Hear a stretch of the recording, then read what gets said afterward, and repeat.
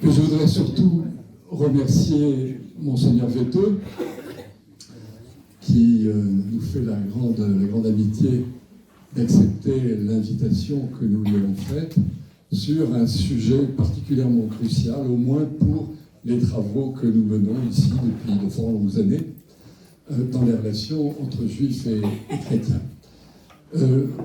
Monseigneur Jeanne va introduire cette soirée. Je dirais juste un mot pratique, si vous voulez, mais pas uniquement. Vous trouverez à la sortie, tout à fait au fond de la salle, je ne sais pas si vous l'avez aperçu en entrant, un certain nombre de livres. Alors, il y a sur la table les actes du colloque que nous avons tenu ici le 7 décembre dernier sur la déclaration conciliaire Nostra Aetate. Voilà, donc toutes les interventions sont dans ce livret. Certaines d'ailleurs ont été un peu augmentées à la demande de tel ou tel intervenant. Voilà. Donc vous pouvez acheter ces actes pour la somme modique de 5 €. Vous trouverez également les actes d'un colloque un petit peu plus ancien. Le colloque a été tenu sur 3 jours, là.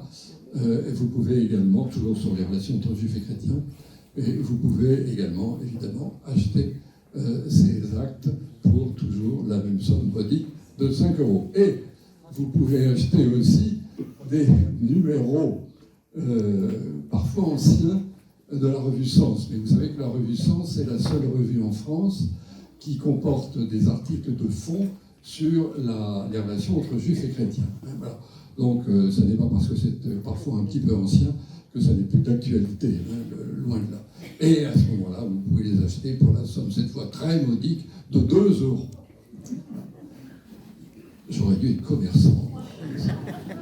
Bon. 3. Ah, pour 3. Je croyais que tu disais un pour 2 € et 2 pour 5. Mais non, c'est 3. C'est 3 pour 5. Voilà.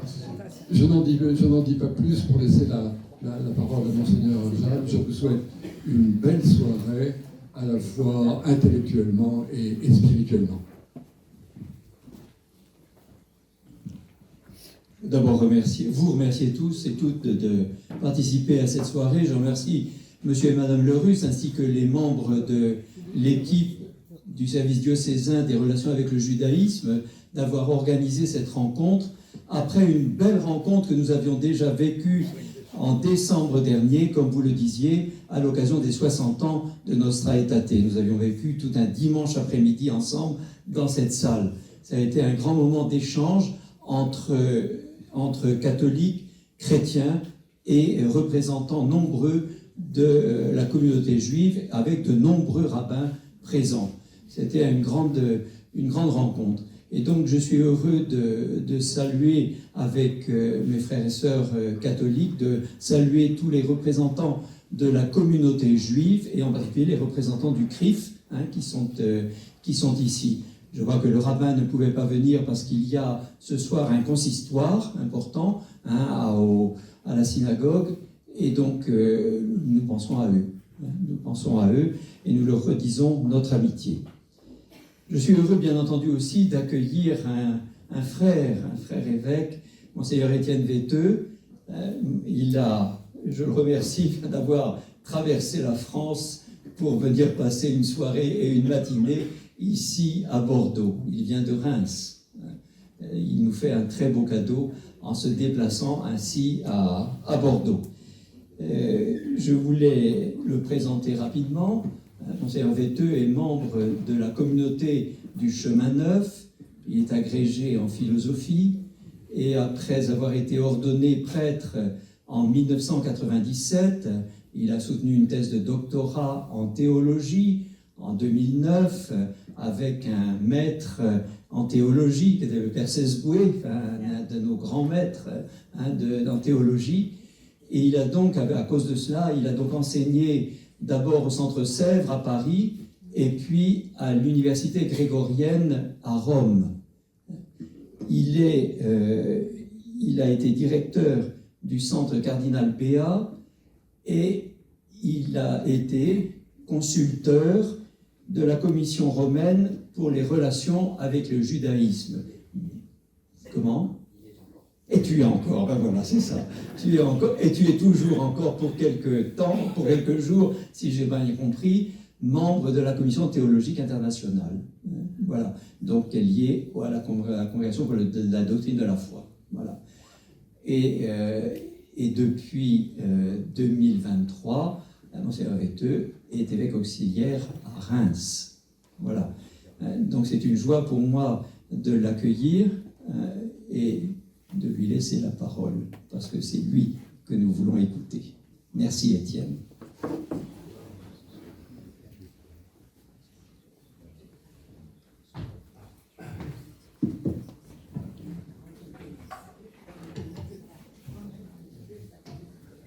Vous me donnez déjà les actes du colloque avant. Attention, parce que je vais peut-être me mettre à les lire tout de suite.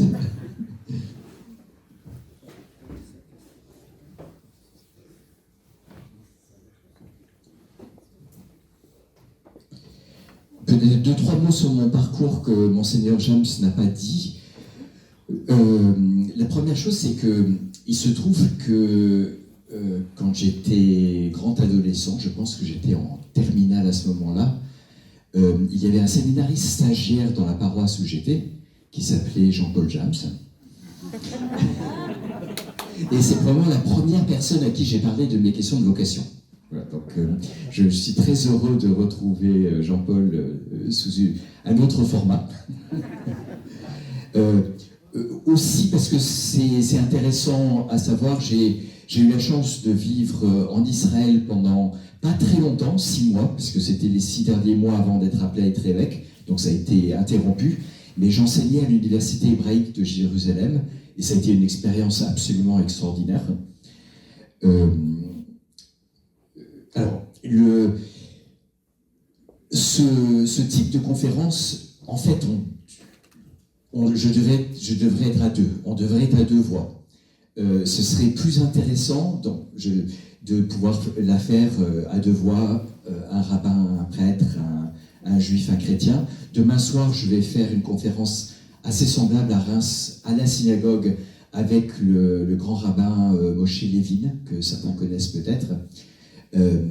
Mais en même temps, d'un autre côté, ça me permettra de vraiment développer la manière dont l'Église catholique a évolué dans ces dernières années, puis au cours des siècles, et de donner quelque chose de peut-être cohérent sur la vision chrétienne du peuple de Dieu, du peuple juif, dans l'histoire du salut. Donc il manquera le côté juif, mais peut-être que d'autres pourront compléter dans la salle, ou bien que moi, de temps en temps, je dirai un mot dessus. Mais je vais essayer de donner quelque chose d'un peu cohérent de ce point de vue-là. En fait, j'ai combien de temps? 3 quarts d'heure? D'accord. Et puis après des questions? Ok.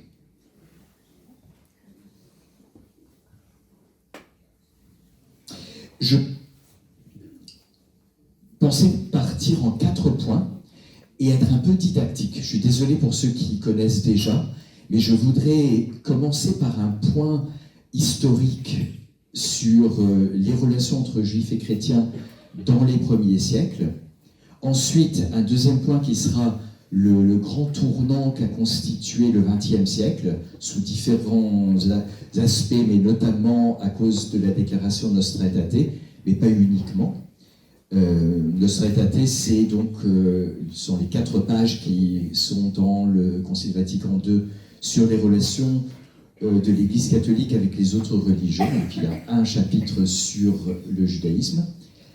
Je voudrais prendre le risque de parler aussi en 3e partie de la situation géopolitique actuelle et de comment ça remue les relations judéo-chrétiennes et donner quelques pistes en sachant que ça sera impossible de mettre tout le monde d'accord et de plaire à tout le monde, mais je vais quand même essayer de donner quelques indications. Et puis une dernière partie qui sera plutôt sur l'avenir. Donc, Juste pour commencer, vous savez que Jésus était juif, et ça se dit assez facilement, sa mère aussi. Parce que j'ai déjà entendu ça, une brave dame me dire à la fin d'une homélie où j'avais un peu insisté, que Jésus soit juif, oui, d'accord, ça on le sait, mais sa mère, non. Marie, non, ça c'est pas possible. Donc, nous avons besoin de revenir peut-être aux sources. Encore une fois, je m'excuse pour ceux qui sauraient déjà tout ce que je vais dire, ou une grande partie de ce que je vais dire, mais le point de départ de ma conférence, c'est que ce qu'on appelle la partition des chemins, la partition entre juifs et chrétiens, a pris beaucoup plus de temps qu'on le pensait, a été beaucoup plus turbulente, si on veut, qu'on le pensait, parce que ça dépendait aussi des lieux, et ne correspond pas à une sorte de clean break, un passage net, comme ce que moi j'avais appris quand je faisais mes études de théologie. En gros, quand je faisais mes propres études de théologie, en 70, il y avait des chrétiens et des juifs. Et puis on savait qui était de quel côté. C'est pas du tout aussi clair que ceci. Dans le démarrage, le christianisme est un des courants du judaïsme. On l'a parfois appelé les Nazaréens. C'est pas exactement identique, mais c'est à peu près ça. Et puis il y avait les Sadducéens, les pharisiens, les Esséniens, et un mouvement qui pensait que cet homme de Nazareth, Jésus, Yeshua, était le Messie. Le lieu où la distinction s'est manifestée le plus rapidement était à Rome. Je vais peut-être expliquer d'ailleurs pourquoi. Où vers la fin du 1er siècle, début du 2e siècle, on sait reconnaître qui est juif et chrétien. On le sait par les cimetières. Parce qu'il y a des symboles juifs et des symboles chrétiens dans les cimetières. Mais même à cette époque-là, par exemple Justin, qui écrit vers le milieu du 2e siècle, il s'adresse à ses fidèles, parmi lesquels il y avait des juifs croyant en Jésus, et il leur dit, vous pouvez continuer à pratiquer le judaïsme tant que vous ne croyez pas que c'est cela qui vous sauve. Il n'y a que Jésus qui sauve. Mais ce qui veut dire que au milieu du 2e siècle, encore à Rome, il y avait des chrétiens d'origine juive, ou bien des juifs croyant en Jésus, qui faisaient partie des communautés chrétiennes, et qui continuaient à observer la loi. Des synagogues entières qui étaient passées, si on veut, et qui continuaient à observer la loi. Et ça, c'est pour le côté ouest de l'Europe. Si on va à l'est, en Syrie, il y a encore des communautés au 4e et parfois au 5e siècle de personnes qui sont pratiquantes de la loi, observant de la loi tout en croyant en Jésus. Et c'est normal parce que Jésus, les apôtres, toute l'Église primitive sont des Juifs et vivent comme des Juifs. Il est clair que Jésus n'avait pas l'intention d'établir une nouvelle religion. C'est hyper cité, mais je vais le citer quand même. Je ne suis pas venu abolir la loi, mais l'accomplir. Matthieu 5, 17. Jésus et les apôtres participent au culte du temple. C'est très clair, on le voit aller au temple. Et ça continue même après la mort, et un chrétien dirait la mort et la résurrection de Jésus, puisqu'on sait, on l'a lu très récemment dans les lectures de semaine de la liturgie catholique, il y a un moment où plusieurs milliers de prêtres du temple deviennent croyants en Jésus. Ce qui veut dire que les apôtres et les disciples de Jésus continuaient à pratiquer la religion du temple, tant qu'il était encore debout, donc jusqu'en 70. Ils observaient le Shabbat, et ça c'est quelque chose qui est reconnu. C'est intéressant de voir que même des siècles plus tard, un Thomas d'Aquin dira Jésus observait toutes les lois du Shabbat, et Thomas dit peut-être que c'était même le seul qui réussissait à toutes les observer. Voilà la force du Messie Jésus, c'est qu'il peut observer toutes les lois du Shabbat. Et quand Thomas d'Aquin dit Jésus a accompli le Shabbat, ou a accompli la loi, il veut dire ça. Il veut dire il a accompli au sens où il l'a vraiment mis en pratique parfaitement. C'est pas qu'il est passé à autre chose. Donc, c'est intéressant de voir que le mot quel sens le mot accomplir a dans ce contexte. Alors, bien sûr, on voit dans les évangiles beaucoup de controverses entre Jésus et parfois les pharisiens, parfois les sadducéens, sur la manière de pratiquer le Shabbat. Et alors, malheureusement, je ne vais pas entrer dans trop de détails. Si vous voulez, dans les questions-réponses, je peux faire davantage. Mais quand on prend l'évangile selon Luc, il est intéressant de voir, et c'est probablement le cas dans tous les synoptiques, mais je n'ai pas vérifié, que jamais Jésus ne guérit pendant le Shabbat en utilisant ses mains. Alors pourquoi ? Parce que on a retrouvé des textes pharisiens de l'époque disant il n'est pas permis de guérir pendant le Shabbat, sauf si c'est par la parole. Parce que le problème, c'est d'utiliser les mains, de faire quelque chose avec les mains. Alors, chez Jean, on trouve autre chose. Vous voyez, il y a la boue qui est travaillée par les mains de Jésus, mais ça veut dire que chez Luc, et probablement les autres synoptiques, Jésus est toujours en train d'observer au moins une des compréhensions du Shabbat de l'époque, et il l'observe très très très fidèlement. Et vous savez, il dit, bien sûr, il y a une phrase très connue où il dit le Shabbat est fait pour l'homme et non pas l'homme pour le Shabbat. Vous savez où on retrouve cette phrase ? Dans le Talmud. Alors, on n'a pas de traces écrites du Talmud qui antécèdent le Nouveau Testament, donc on ne sait pas, entre guillemets, qui a été le premier, mais c'est clair que ça fait partie d'un enseignement qui se dit à l'époque sur le Shabbat. Est-ce que Jésus mangeait cachère ?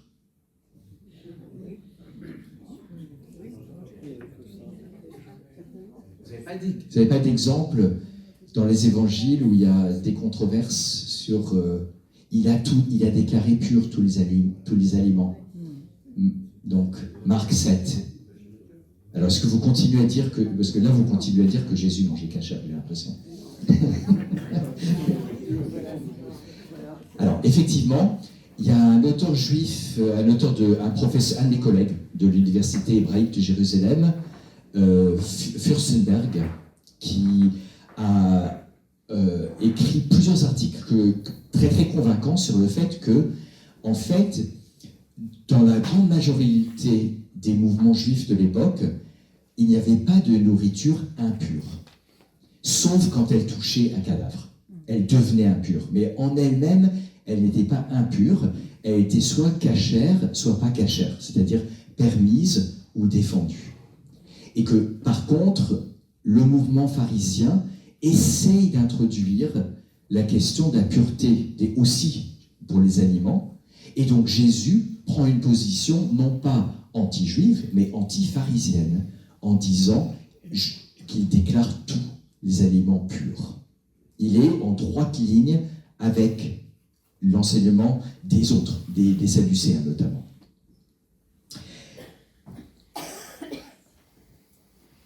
Je pourrais continuer, acte 15 par exemple, vous savez, dans acte 15, c'est ce qu'on appelle, ce qu'on a longtemps appelé le premier synode, le premier concile, le concile de Jérusalem, même si ce n'était pas vraiment un concile, plutôt une réunion d'apôtres et d'autres qui discutaient sur ce que l'on allait imposer aux gentils, aux païens, aux goïms, qui étaient en train d'entrer dans ces nouvelles communautés. C'est peut-être une des particularités de ces communautés de juifs, de croyants en Jésus, c'est qu'ils admettaient, il semble, plus facilement que d'autres, l'entrée de Goïm. Même si on sait aussi que les pharisiens étaient très très prosélytes à l'époque, beaucoup plus qu'ils ne le deviendront par la suite. Mais bon. Acte 15 demande que les Goïm, les non-juifs qui se rattachent à cette communauté juive de croyants en Jésus, s'abstiennent de viande sacrifiée aux idoles, s'abstiennent d'impureté sexuelle, on ne sait pas exactement ce que ça veut dire, et puis et de sang. Et de sang. Mais et puis beaucoup de chrétiens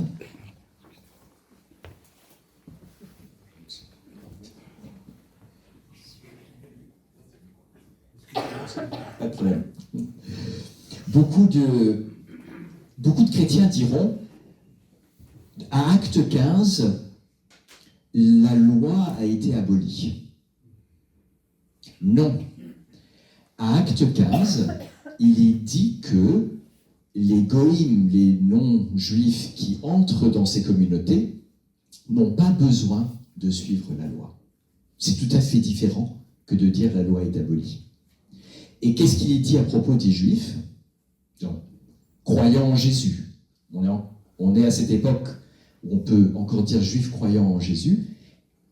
Qu'est-ce qu'il est dit pour eux?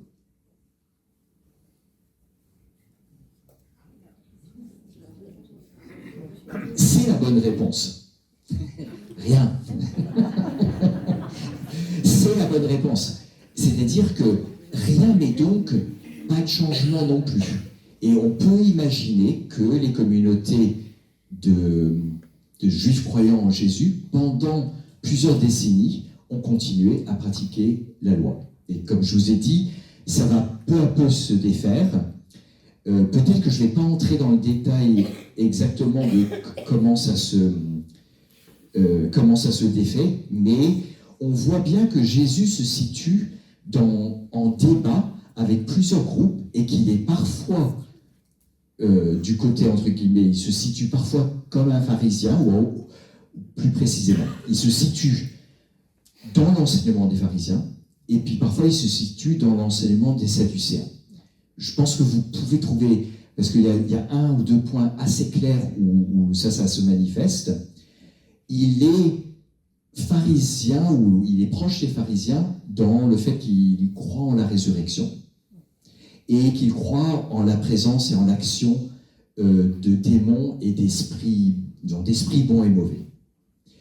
Par contre, il est beaucoup plus proche des Sadducéens dans sa manière de lire la Torah, c'est-à-dire une lecture où on va rester plus littéral. On va moins ajouter de commandements. Je vous ai donné l'exemple de la pureté rituelle pour la nourriture, par exemple. Là, Jésus va toujours ramener à la manière la plus ancienne et la plus littérale de lire la Torah. Ensuite, il y a eu une progressive partition des chemins. En fait, c'est quand même plutôt intéressant de voir comment s'est faite la partition des chemins. Parce qu'elle se fait avec au moins 4 causes. On ne peut pas donner une seule cause. Alors, il y a des causes théologiques, ça c'est un terme chrétien, mais il y a des causes de foi, disons de contenu de foi, mais probablement pas autant que ce que l'on imagine.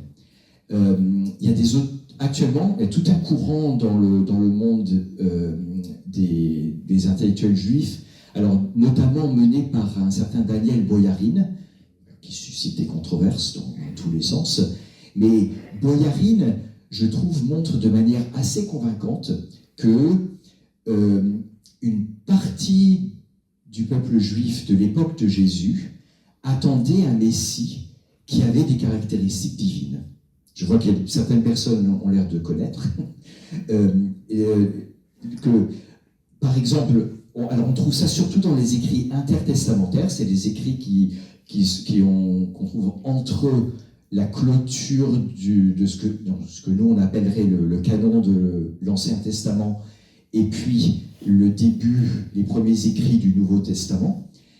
Mais on a une trace dans le Tanakh, dans la Bible hébraïque, même s'il y a un petit bout qui est écrit en araméen. C'est dans le livre de Daniel, dans la version chrétienne, au chapitre 7, il y a l'Ancien des jours, et qui accueille sur un trône et donne gloire et royauté comme un fils d'homme. Comme un fils d'homme. Et les interprétations les plus habituelles sont de dire, c'est imagé. Il y a l'image d'un personnage céleste, mais Boyarin dit non, il faut prendre ce texte beaucoup plus à la lettre.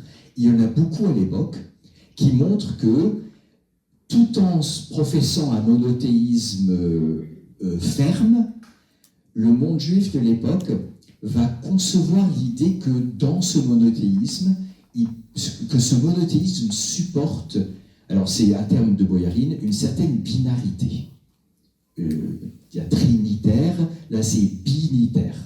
Alors il y a beaucoup de discussions là-dessus. Je ne dis pas que c'est la seule manière de comprendre cela, mais on va retrouver dans la Kabbalah aussi l'idée que Dieu est vraiment un, mais qu'il peut y avoir une multiplicité à l'intérieur de Dieu. Alors comment on comprend cette multiplicité? Elle n'est pas très nette, et c'est ce qui permet aux gens d'être d'accord dessus. C'est quand on essaye de... Après, une des raisons pour lesquelles chrétiens et juifs vont se séparer, c'est justement que les chrétiens vont vouloir préciser de quoi il s'agit. Et là, ça va devenir trop fort pour ceux qui veulent rester dans un monothéisme où on ne veut pas donner de concurrence à l'unité de Dieu. Mais ça, c'est une des raisons de la partition. Mais rapidement, 3 autres raisons assez fortes de la partition, c'est malheureusement la lutte d'influence entre les leaders de ces communautés qui étaient croyantes en Jésus et les leaders des communautés, alors ça devient des communautés rabbiniques, puisqu'on est dans le 1er et 2e siècle, des communautés rabbiniques, où simplement chaque leader dit à ses fidèles de ne pas aller chez l'autre. Alors, le fait qu'on ait besoin de le dire, c'est encore Jean Chrysostome, 4e siècle, il a dit des choses horribles sur les juifs, sur les femmes aussi d'ailleurs, ça peut aller ensemble, mais c'est intéressant d'un point de vue historique de voir qu'il a besoin d'être extrêmement ferme avec ses communautés en leur disant « n'allez pas à la synagogue ». Pourquoi ? Ça veut dire que les gens y allaient. On ne dit pas « n'allez pas à la synagogue ». Donc il y avait vraiment des passages, mais il y avait la concurrence entre ces deux formes de responsables, et on veut garder ses troupes de son côté. Il y a aussi une dimension politique très forte. Il est possible que s'il n'y avait pas eu l'Empire romain, la partition des chemins ne se serait pas faite de la même manière. On ne peut pas refaire l'histoire, il y aurait peut-être eu un autre empire, il y aurait eu d'autres manières de faire, mais quand Néron accuse les chrétiens d'avoir mis le feu à Rome, les chrétiens à Rome n'étaient pas encore très différenciés des juifs. Et Néron, en accusant les chrétiens, c'est un peu comme si, à l'intérieur d'un groupe, il accuse une secte. Je ne vais pas prendre d'exemple, mais à l'intérieur de l'Église, on s'en sort en accusant une secte particulière à l'intérieur. Et donc Néron accuse les chrétiens. Qu'est-ce qui se passe? Eh bien, les juifs qui ne sont pas croyants en Jésus vont vraiment prendre leur distance à ce moment-là. Ils ne vont pas faire partie de ceux qui vont être persécutés. Puis, quelques années plus tard, il y a une taxe, la fiscus judaicus, qui est prélevée sur tous les juifs qui pratiquent la loi. Que vont faire les juifs qui croient en Jésus? On ne va quand même pas payer cet impôt-là. Donc, ceux qui pratiquaient encore la loi ne la pratiquent plus. Et puis peu à peu, on peut voir ça à 3 ou 4 reprises dans les 2 premiers siècles, que des décisions politiques ont aidé, poussé les 2 communautés, ou les communautés, à s'éloigner l'une de l'autre. Bon, et puis, dernier élément, il est clair que le fait que les communautés de croyants en Jésus accueillaient assez largement les païens, les gentils, les non-juifs, et ne leur demandaient pas de pratiquer la loi, ça fait que, en fait, ils sont entrés en masse, et que peu à peu, ce qui était un mouvement majoritairement juif d'un point de vue ethnique ou généalogique est devenu un mouvement majoritairement de païens, et ça change la manière dont on regarde l'ensemble de ce que l'on vit. Et donc, les chemins se séparent et on commence à s'accuser mutuellement. Alors, je vais surtout développer les accusations chrétiennes, qui ont aussi été les plus fortes et les plus violentes.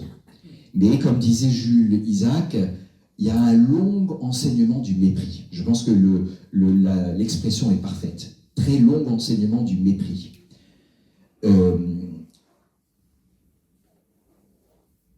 Et se transmet une sorte d'opinion majoritaire à l'intérieur du christianisme qui est défavorable au judaïsme.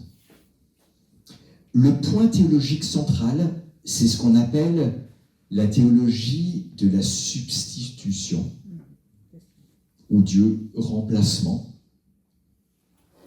où l'idée c'est que l'Église remplace le peuple juif comme peuple de Dieu. Alors, il y a peut-être les 2 formes les plus nettes, c'est ce que les théologiens appellent la théologie de la substitution économique et la théologie de la substitution punitive. Alors, économique, ça veut dire quoi? Vous savez, économie, dans les premiers siècles, ce n'était pas les finances, c'était la manière dont se déployait quelque chose. L'histoire, ou la manière dont se déploie la vie à l'intérieur d'une maison, par exemple. Mais aussi la manière dont se déploie l'histoire. Et donc, ces théologiens disaient, les pères de l'Église disaient, ça fait partie de l'économie de l'histoire que Dieu ait préparé l'humanité avec un seul peuple, et puis quand l'humanité était prête, vient le Messie de ce peuple, mais ce Messie annonce la bonne nouvelle à tous, et tous peuvent entrer, et il n'y a plus de rôle pour le peuple juif. Et moi, toute cette conférence, je voudrais justement montrer que dans la théologie chrétienne d'aujourd'hui, il y a un rôle pour le peuple juif jusqu'à la fin des temps. Je ne sais pas si je vais arriver jusqu'à là-bas dans la conférence, mais c'est mon objectif. Après, donc en gros, de manière peut-être plus humoristique, c'est comme quand on invite un grand groupe de musique, et avant on chauffe la salle avec un petit groupe local. Donc le petit groupe local, c'est le peuple juif, et puis à un moment on passe aux choses sérieuses, et puis c'est tout le monde. Voilà, excusez-moi. Mais il y a pire. Il y a la théologie de la substitution punitive. L'idée là, c'est Dieu avait toujours prévu que ce soit le peuple juif qui accueille le Messie et qui le transmette à tous les peuples, mais le peuple juif n'a pas reconnu le Messie. Et donc, Dieu a dû les punir. Et la punition, c'est qu'il a créé un nouveau peuple de Dieu, et il y a des textes, jamais dans la Bible, jamais dans le Nouveau Testament, mais il y a des textes chrétiens qui parlent de nouveau peuple de Dieu en parlant de l'Église. L'Église serait le nouveau peuple de Dieu, même dans le Concile Vatican II. Voilà. Et donc l'idée là, c'est que, l'idée est claire, mais de là vont se déployer. Alors, je vais ajouter quelque chose parce que il me semble que dans l'assistance, il y a un certain nombre de personnes qui ont déjà pas mal travaillé la question du judaïsme ou de la relation au judaïsme. Donc, il y a une troisième forme de théologie de la substitution qui est beaucoup plus difficile à percevoir, mais qui est très très prégnante.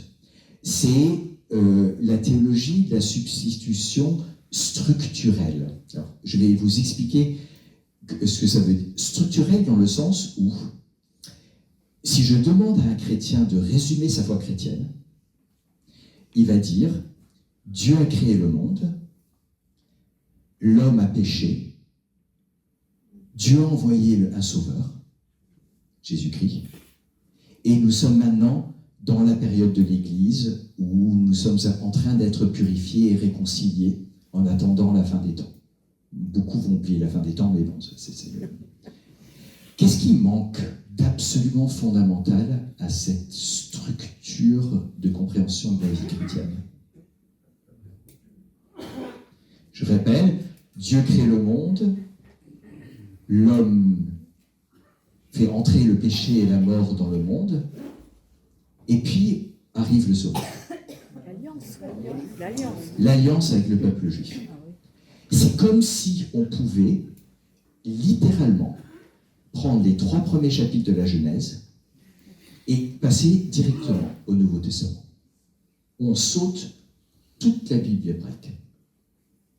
Ce n'est pas possible. Or, je vous le dis parce que c'est très compliqué encore maintenant, et moi je le vois pour moi-même, quand j'essaye de parler avec quelqu'un de la foi chrétienne, de dire, mais comment je fais entrer cet aspect-là fondamental, constitutif, j'en suis persuadé, mais comment le faire entrer et l'expliquer? Ça fait partie des étapes de l'histoire du salut. Alors, le problème, c'est que l'Église ne s'est pas contentée de théologie de la substitution ou de remplacement. Elle a aussi développé l'idée que les Juifs avaient commis un crime unique en tuant Jésus. On le trouve, je ne sais pas si c'est le premier, mais c'est probablement un des premiers. En tout cas, c'est les premiers textes que moi j'ai trouvés. C'est chez Méliton de Sardes, au IIIe siècle, il se trouve que c'était un Juif qui s'était converti au christianisme. Donc, qui dit, les Juifs ont tué Jésus, c'est un crime unique dans l'histoire de l'humanité. Et puis bien sûr, c'est devenu peu à peu la terminologie ou le concept de déicide, peuple déicide. On trouve ça chez Jean Chrysostome un siècle plus tard. Et, 3e étape, donc, théologie de la substitution, un crime unique déicide, donc peuple déicide, donc peuple maudit, et dispersé sur la surface de la terre. Le temple a été détruit à cause de ça. Alors, c'est intéressant, c'est que ça rejoint aussi une partie de l'enseignement rabbinique, que le temple a été détruit en raison du péché du peuple juif. Mais là, c'est très clairement le peuple juif et pas nous. C'est pas notre péché, c'est le péché du peuple juif, et du coup dispersé sur la surface de la terre. Et le peuple juif, et je vous le dis, rappelez-vous l'expression, est comme un rameau desséché de l'arbre. Je reviens là-dessus dans 10 minutes, je crois, un quart d'heure. Alors, tous les pères de l'Église n'ont pas le même discours. Un Augustin, par exemple, le grand saint Augustin, alors, il ne va pas être tendre non plus. Les Juifs ont été maudits, mais il dit cette malédiction est pour le bien de l'humanité. Parce que la dispersion des Juifs partout dans le monde fait qu'ils sont, et là je cite, ils sont comme un écrin pour la parole de Dieu. Ils sont comme un écrin pour la parole de Dieu. Ils ont été dispersés partout pour que la parole de Dieu puisse être présente partout, pour que la Bible puisse être lue partout et portée par le peuple qui l'a écrit. Donc là, c'est un côté plus subtil que simplement malédiction, etc. Et quelque chose qui, pour moi, en tant qu'évêque catholique, me paraît providentiel. Vous savez, dans l'Église catholique, on distingue ce qui est l'enseignement commun de ce qui est défini comme doctrine ou comme dogme, le magistère. Jamais ces éléments-là ne font partie du magistère. Pourtant, il y a eu des siècles pendant lesquels la majorité des prédicateurs parlaient comme ça. Mais nous avons, je crois, nous avons été protégés, dans un sens par la Providence. Jamais ceci n'a été déclaré comme la vérité de foi pour un chrétien, ou pour un catholique, si on reste là-dedans. Bon. Du côté juif, la manière de traiter les chrétiens était pas forcément très très sympathique non plus. Ils étaient des minimes, donc c'est un mot qui après donne ce qu'on appelle maintenant un hérésiarque. Il raconte que Jésus est né d'un soldat romain qui aurait rendu Marie enceinte, que son père était mage, qu'il n'est pas mort sur la croix, qu'il s'était passé pour mort, etc. Mais ce qui est clair, c'est que c'est beaucoup moins violent, et de toute façon, ça n'a pas le même impact. C'est-à-dire que la force physique, si on veut, en nombre du christianisme, fait que quand on dit quelque chose d'absurde, je vais dire que c'est pire, mais ça peut avoir un impact énorme. Et là, il y a eu, j'entre dans ma deuxième partie, le tournant du XXe siècle.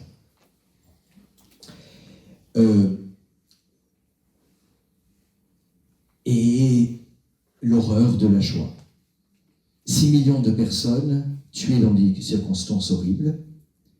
Et la question qui se pose, je ne fais pas du tout un cours sur l'ensemble de la Shoah, mais pour un chrétien qui travaille dans les relations au judaïsme, la question qui se pose, c'est l'Église est-elle responsable ? L'Église porte-t-elle une responsabilité ? Et il est clair dans les textes que les nazis étaient anti-chrétiens. C'est très clair. Abraham Heschel disait même, une fois que les nazis auront tué les juifs, ils s'attaqueront aux chrétiens. Ce sera la prochaine étape. Pas parce que ce sont les peuples qui sont porteurs de la Bible hébraïque. Et on sait que l'Église a aussi, dans certains de ses membres, sauvé des Juifs, les justes parmi les nations. Mais la majorité des historiens sont d'accord sur le fait que, et là ça va être presque de la citation de Jules Isaac, mais c'est assez partagé, sont d'accord sur le fait que l'enseignement du mépris pendant des siècles et des siècles et des siècles, qui a mené aussi, je ne l'ai pas dit, parce que je ne peux pas tout dire, mais à des pogroms, à des tueries, pendant les semaines saintes, etc. Cet enseignement-là a constitué, voilà la phrase qu'utilise Jules Isaac, la terre féconde, où a cru, de dire croître, la plante empoisonnée de l'antisémitisme. L'Église se dit qu'elle n'est pas antisémite. Elle le répète, et c'est très juste d'un point de vue doctrinal, mais cette manière d'enseigner fait qu'elle a porté une très lourde responsabilité.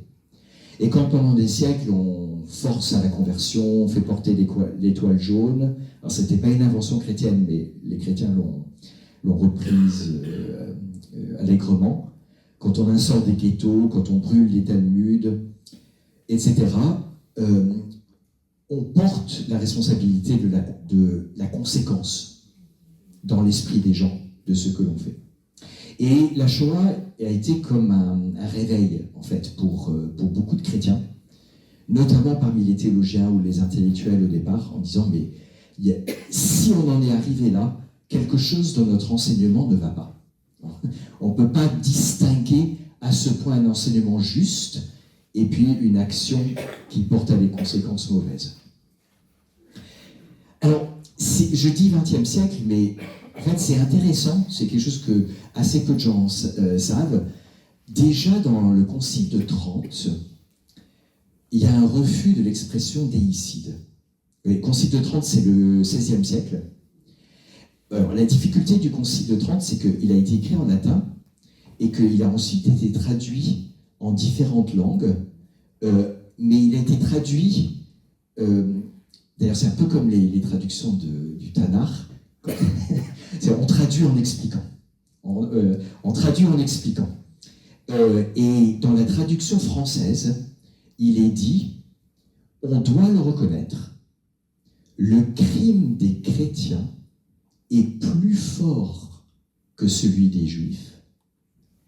Et puis il y a une citation de saint Paul, parce que s'ils avaient su qui était le roi de gloire, ils ne l'auraient pas crucifié. Tandis que nous savions qui c'était. Bon, chronologiquement, ça ne marche pas, mais nous savions qui c'était et nous l'avons crucifié. Donc, la traduction française, le crime des chrétiens est plus grave que celui qu'auraient commis les Juifs en menant Jésus à la croix. Et puis, après, avec Vatican II, les choses continuent à s'éclairer. Vous savez qu'il y a dans Nostra Aetate, il y a une affirmation très claire sur la responsabilité des Juifs dans la mort de Jésus. Je vais le citer, mais je n'ai pas le texte en français devant les yeux. Donc, quant à ce qui a été commis pendant la passion de Jésus, cela ne peut pas être imputé et ne peut pas l'être indistinctement à tous les Juifs qui vivaient à l'époque, ni aux Juifs de notre temps.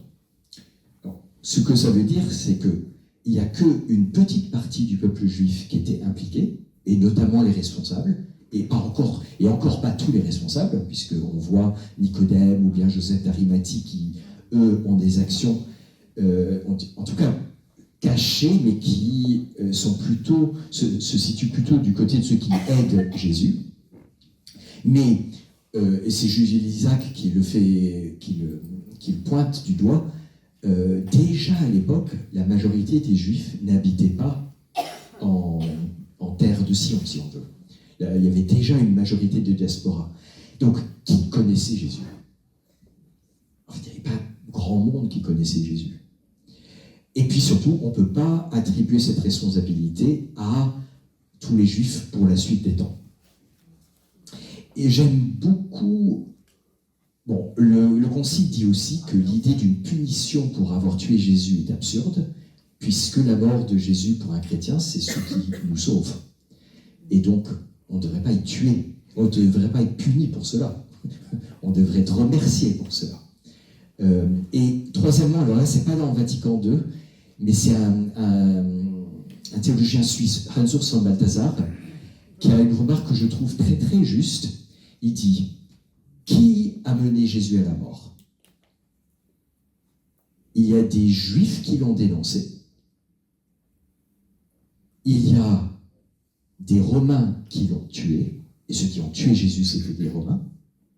Et puis, il y a un apôtre, donc du cercle le plus intime, Judas, et qui est vraiment un apôtre choisi par Jésus, qui l'a trahi. Et Hans-Urs von Balthasar dit, c'est le signe que les trois pans de l'humanité, les Juifs, les païens et les chrétiens, donc lui, il en fait trois, étaient responsables et portaient cette responsabilité. Et c'est normal, parce qu'un chrétien dira, Jésus est mort pour tous, et donc il est juste que dans sa mort, tous aient été impliqués. Le Concile souligne aussi que les Juifs ne sont pas maudits, et il cite Romains 11, où il est dit qu'ils restent chers à Dieu, qui leur a donné les dons et leurs vocations, qui sont sans repentance. Et puis, il y a dans le Concile Vatican II un refus de l'antisémitisme. C'est pas une condamnation très forte. Elle est un peu faible, je dois le dire.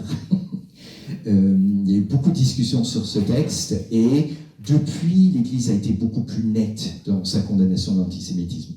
On pense que Jean-Paul II a dit être antisémite, c'est opérer un crime contre Dieu.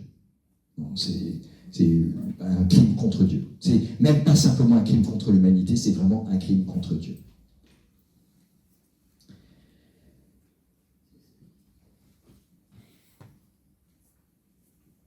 Et puis, Vatican II est aussi un point tournant. Alors là, je vous ai dit des choses, les aspects que Vatican II condamne. Donc, pas de responsabilité globale de la mort de Jésus, même pas globale du tout, pas de peuple maudit, pas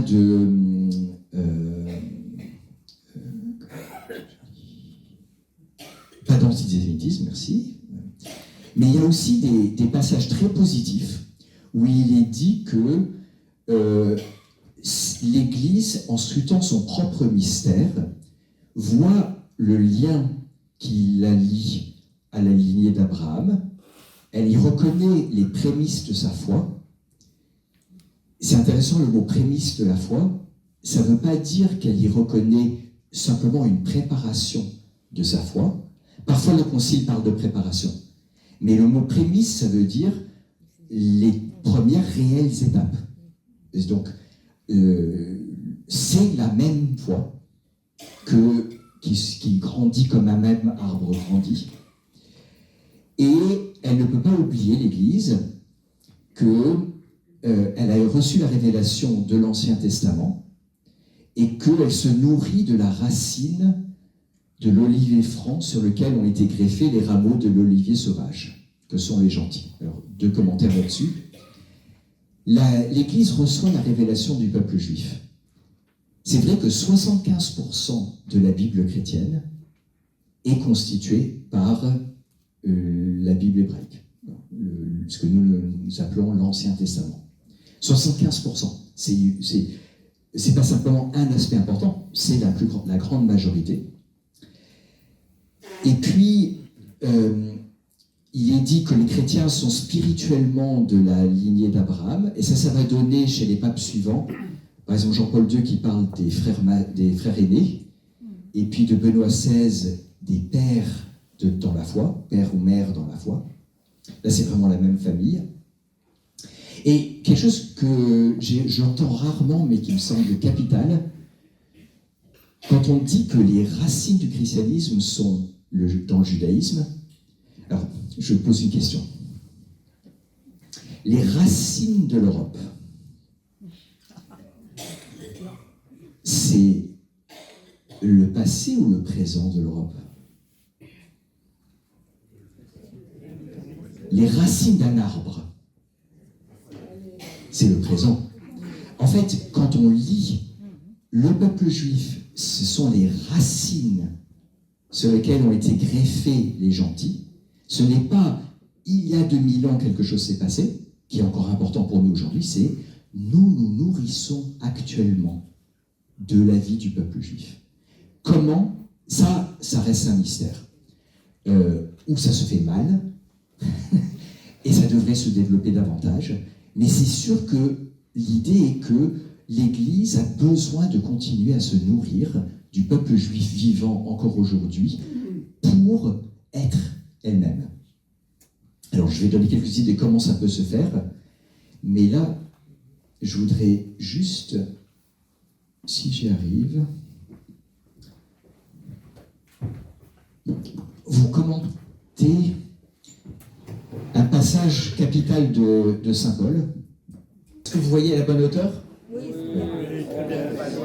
En fait, j'ai essayé de représenter là un passage de Saint Paul, Romains 11, donc c'est du verset 16 au verset 29, où Paul explique que il y a un olivier franc, donc un olivier cultivé, un olivier qui porte du fruit, et que l'arrivée des païens est comme la greffe sur cet olivier franc. Alors je sais que les botanistes discutent énormément l'image, peut-être que Paul avait inversé les choses, ou peut-être que ça se faisait vraiment comme ça à l'époque, il y a des grosses discussions, mais ce qui est intéressant, c'est de voir que pour Paul, il y a un seul arbre. D'abord, première chose, il y a un seul arbre, c'est l'olivier, le seul olivier qui existe, qui part des patriarches, avec Moïse, David, les prophètes, les juges. Et qu'est-ce qui se passe quand le Messie arrive? Donc là, maintenant, c'est une vision d'un chrétien ou d'un juif, un juif croyant en Jésus qui est en train de rédiger le texte. Et il y a 3 types de branches. Il y a les juifs qui, comme Paul, accueillent Jésus comme Messie. C'est la continuité de l'arbre pour lui. Donc lui, il ne se pose pas de problème, c'est la continuité de l'arbre pour lui. Donc ça va être la Vierge Marie, Jean-Baptiste, les apôtres, tous les premiers disciples. Il y a la greffe, qui est réellement une greffe. Alors, un petit élément textuel, certains Nouveaux Testaments ont la lecture suivante: à la place de la branche naturelle est insérée la greffe. Le grec dit au milieu des branches naturelles, pas à la place d'eux.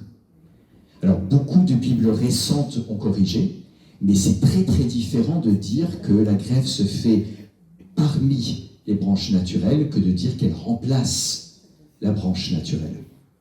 Et bon, je ne suis pas un grand spécialiste de greffe ou de botanique ou quoi que ce soit, mais j'ai déjà vu un pommier qui donnait des pommes jaunes, sur lesquelles avait été greffée une branche d'un pommier qui donne des pommes rouges.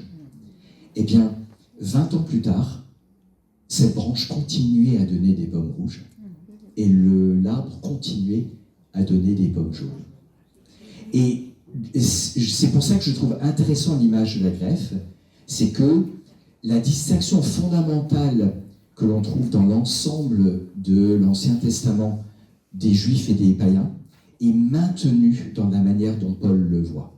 Ce n'est pas l'effacement qui se fait, c'est 2 manières différentes de vivre. Et certainement une greffe, et quand il y a une greffe, la branche reçoit sa nourriture de la part de l'arbre. Elle peut éventuellement apporter un renouveau, une nouvelle jeunesse à l'arbre, mais c'est elle qui reçoit sa nourriture de l'arbre. Et ça, c'est la branche des Juifs qui n'accueillent pas Jésus comme Messie. Et de nouveau, la traduction française de la plupart des textes dit « la branche cassée ». Mais le grec, c'est « éklao ». Et « éklao » ne veut pas dire « cassé ».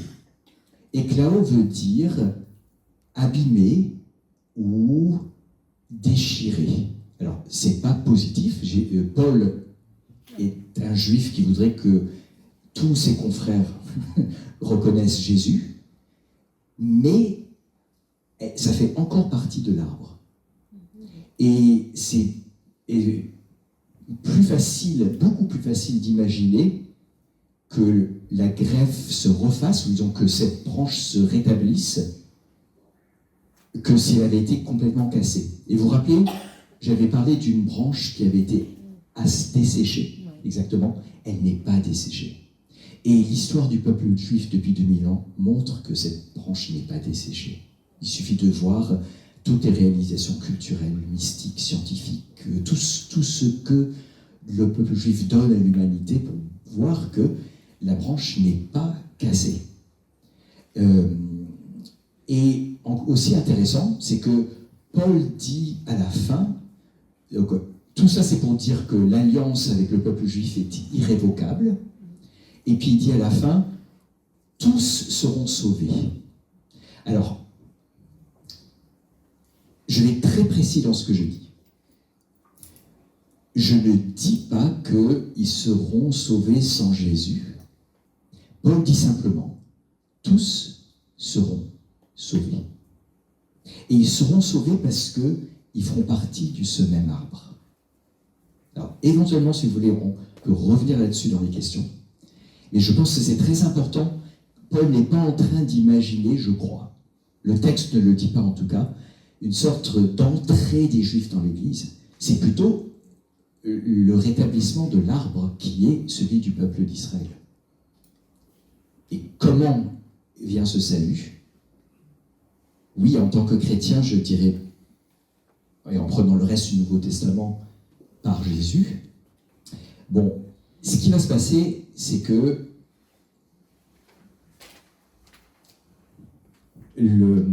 probablement au début, c'était assez équilibré. Mais avec l'histoire qui avance, le greffon devient gigantesque et prend tout l'arbre. Et c'est pour ça que l'Église est majoritairement composée de gentils, de personnes qui ne sont pas de généalogie juive.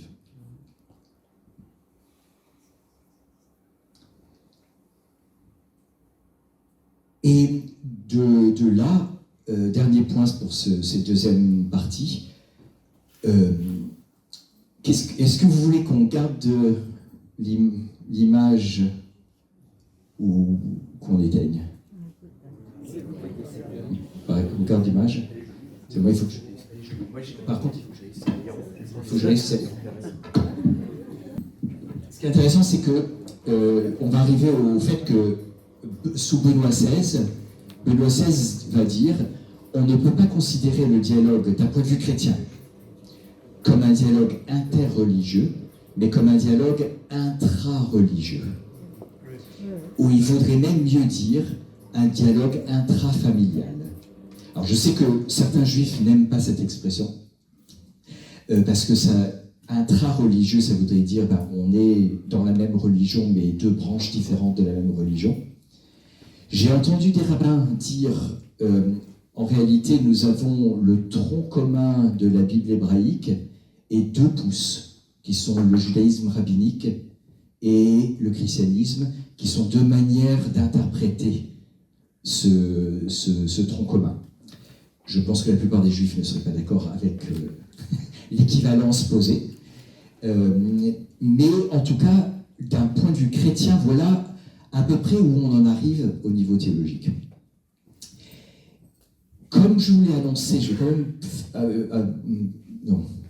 prendre le risque de parler aussi de la crise géopolitique actuelle. Normalement, ce n'est pas la conclusion, même si j'arrive au bout du temps qui m'est donné.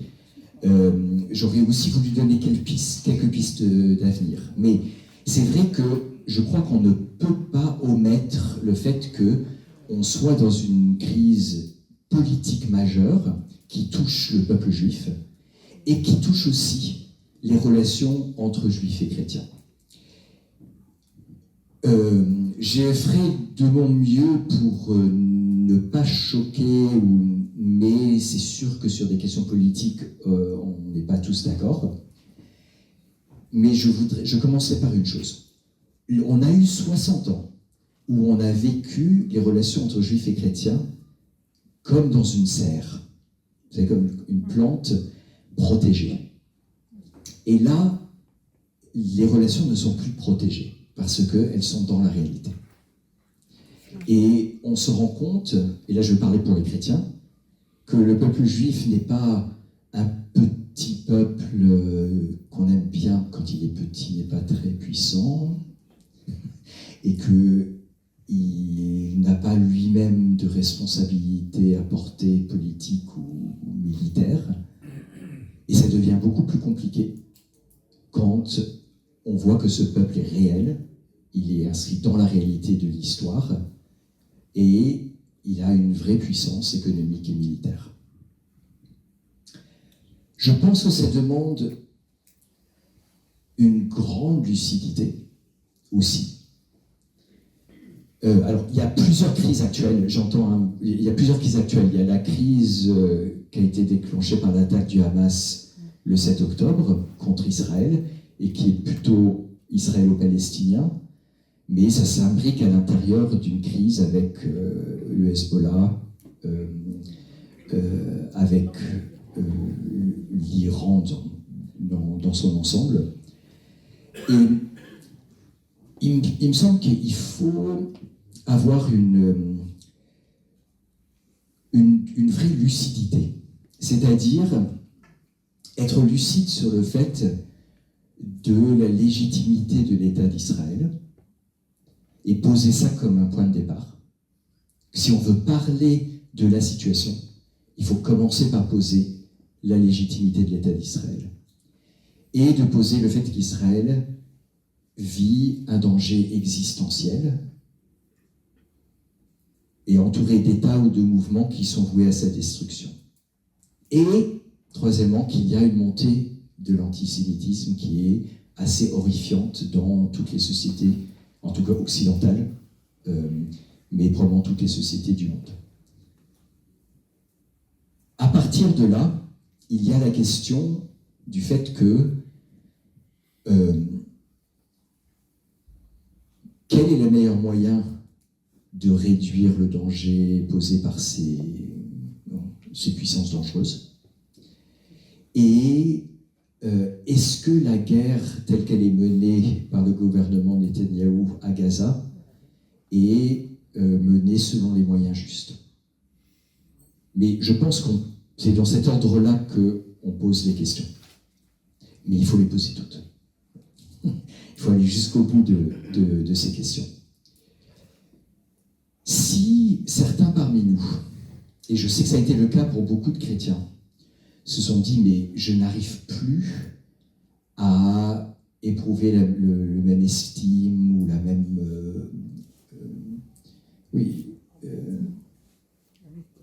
appel à soutenir le peuple juif qu'avant.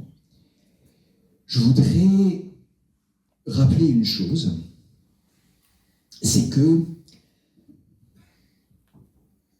pour un chrétien, je vais vraiment me situer comme chrétien, pour un chrétien, de dire que le peuple juif est le peuple de Dieu, c'est un acte de foi.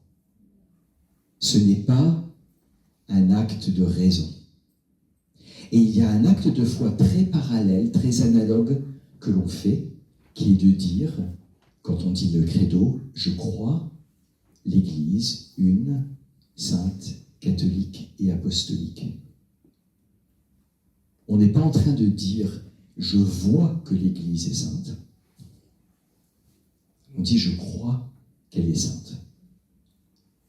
Et on pourrait montrer du doigt des dizaines d'horreurs commises par l'Église ou de crimes commis par des membres de l'Église et parfois par les structures elles-mêmes. On est encore dans une crise des abus. Mais je crois l'Église, c'est quelque chose qui nous est donné comme un acte de foi ou un regard de foi. Je ne sais pas si c'est parlant, mais je mettrais bien sur les deux ensemble. Je crois que le peuple juif est le peuple de Dieu. Je crois que l'Église est le corps du Christ et qu'elle est sainte. Je crois que le peuple juif a une immense responsabilité et doit porter cette responsabilité. Et je crois que l'Église a, elle aussi, un appel magnifique et doit grandir dans cet appel. Et pour les deux, ça passe aussi par la teshuva ou la conversion, la purification. Mais il me semble que quelque chose qui pourrait aider l'Église, c'est de faire quelque chose qu'elle s'est toujours refusé de faire, et c'est-à-dire d'avoir une théologie de la terre. C'est très présent dans le peuple juif, au moins ce qu'un chrétien appellerait une théologie de la terre. Les affirmations les plus fortes que l'on trouve dans des documents officiels chrétiens sur la terre d'Israël, c'est de dire, pour un juif, cette terre est extrêmement importante. Et nous avons à respecter cette importance, mais nous n'avons pas à prendre position sur la dimension théologique de cette terre. C'est dans un document de la conférence épiscopale américaine qui a été repris par un document de Rome de 2015, le fameux document « Les dons et la promesse de Dieu sont irrévocables ».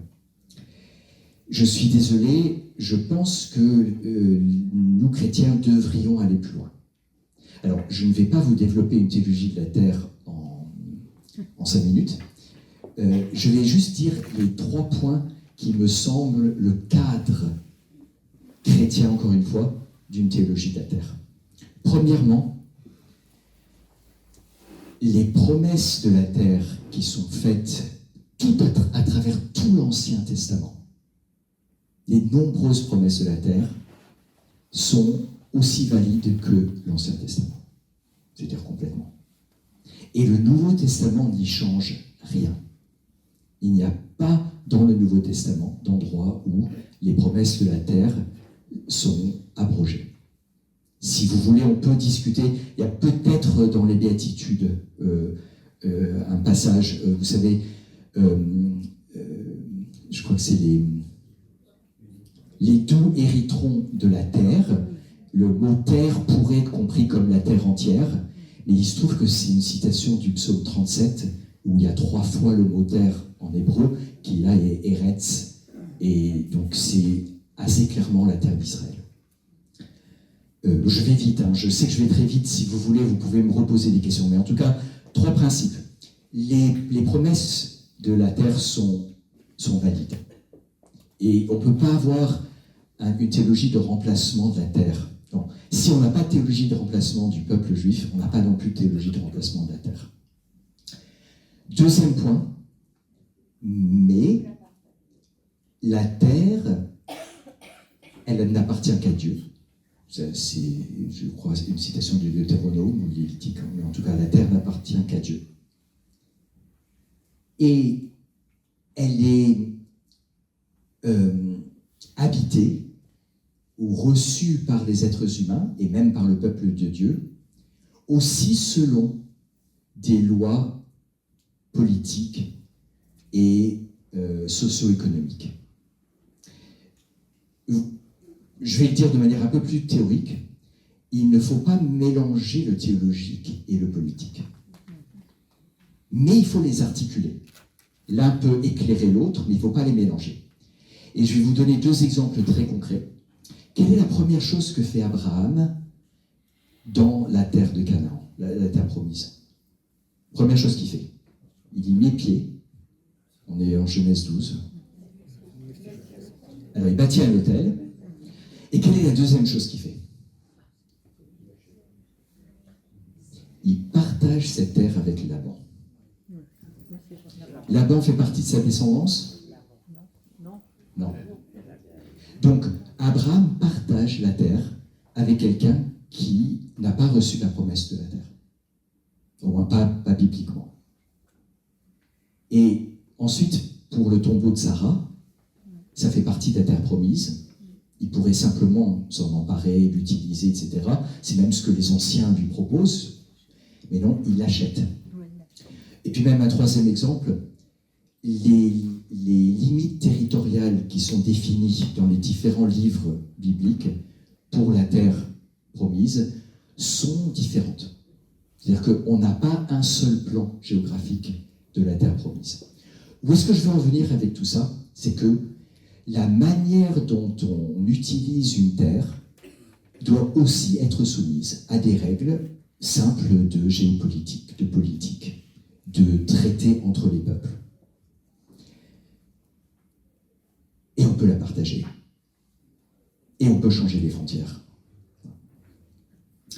3e élément, à cause du 2e, qui fait que quand un peuple a habité pendant des siècles une terre, ce peuple-là aussi est légitime sur cette terre, eh bien, le peuple palestinien est aussi légitime sur cette terre. En tout cas, c'est ce que je vous donne mon avis. Et du coup, le 3e principe, c'est qu'il n'y a pas de solution qui ne fasse pas justice au peuple palestinien. Et bon, ça, c'est peut-être, si je veux résumer tout ça un peu autrement, c'est de dire, je crois très profondément, même si actuellement ça paraît très compliqué dans la réalité, qu'on peut être pro-israélien et pro-palestinien. Voilà, mais ça c'est juste quelques pistes. Et je vais résumer ma dernière partie en une conclusion.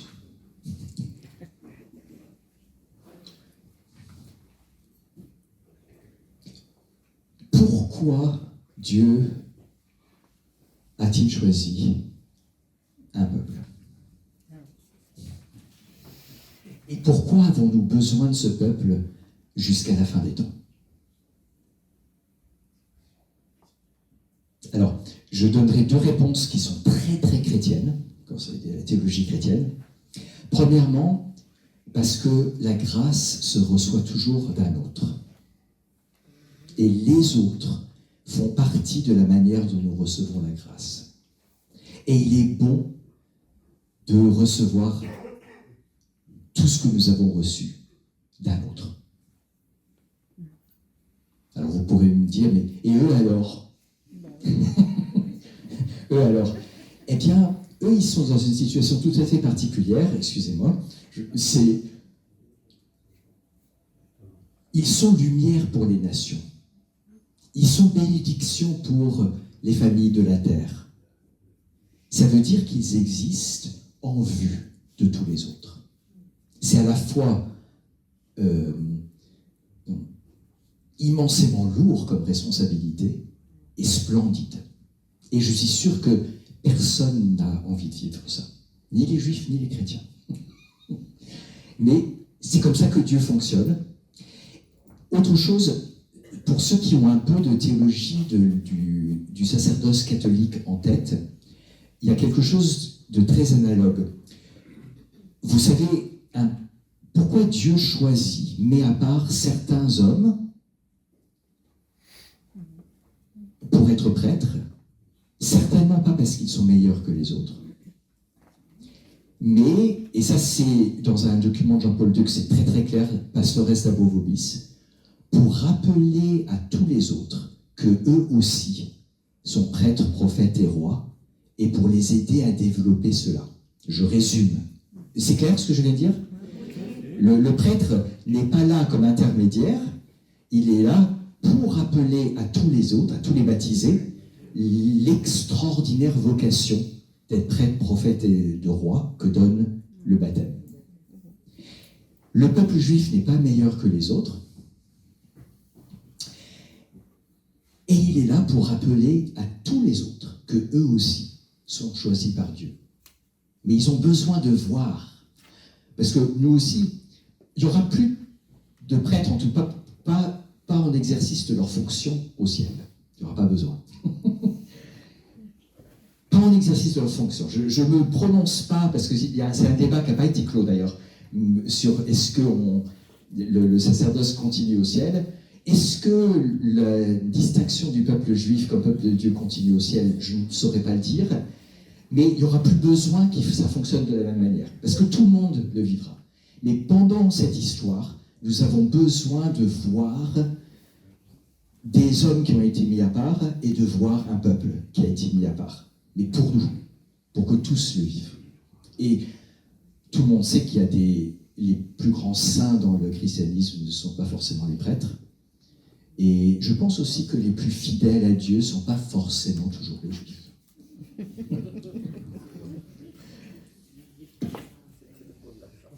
Il y avait plusieurs autres choses, mais ce sera pour un autre moment ou pour les questions.